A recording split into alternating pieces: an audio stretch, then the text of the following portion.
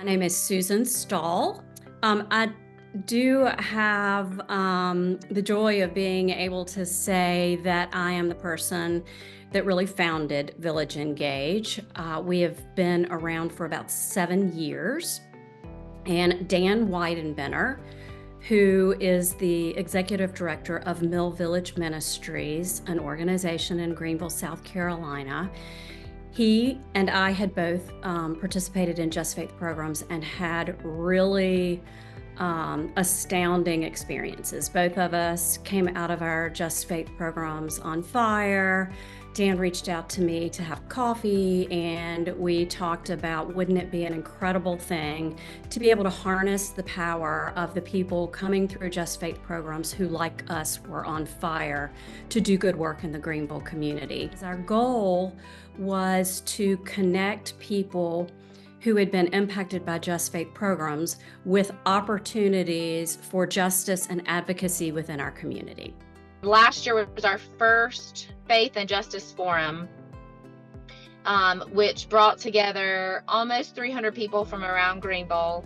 And our topic last year centered primarily on economic mobility. So we talked about predatory lending. During that event, we had people who had not heard about the South Carolina Fair Lending Alliance, for example, going in and joining the Fair Lending Alliance. We had people who weren't aware of the opportunity to put money on deposit at Self-Help Credit Union, put thousands of dollars on deposit at Self-Help Credit Union. We had individuals who weren't aware of the issue around evictions in our state, and the upstate in Greenville in particular being one of the highest, leading with eviction rates. And so signing on to a plan to have representation for people who are facing eviction across our state. From that birth, Fourth Friday conversations, where we have local experts on topics from minority entrepreneurs. We've had folks who are later in life coming back to college.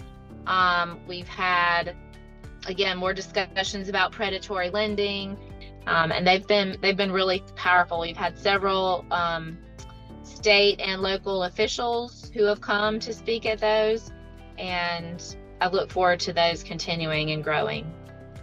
We have a situation in Greenville where we have environmental degradation. There's contamination in a community in Greenville that has historically been underserved. There was also a site in the wealthy part of Greenville. It probably comes as no surprise. The contaminated site in the wealthy part of Greenville has been fully excavated, and it's no longer contaminated, and a high-end apartment complex has been built. In the underserved community, the perpetrators have been studying the situation for 3 decades. And this community, which happened to be a minority, an African-American, historical African-American community, had not been. So Village Engage worked alongside the community to convene people to engage around conversation about this issue. And just this past spring, that community and the congregation that hosted that event invited us to engage and really rally the community again to come back out. And we were able to go and support this community in speaking up and really standing beside them with our environmental control agency here in the state to say that they need to receive the type of cleanup that the other community had received a few decades ago.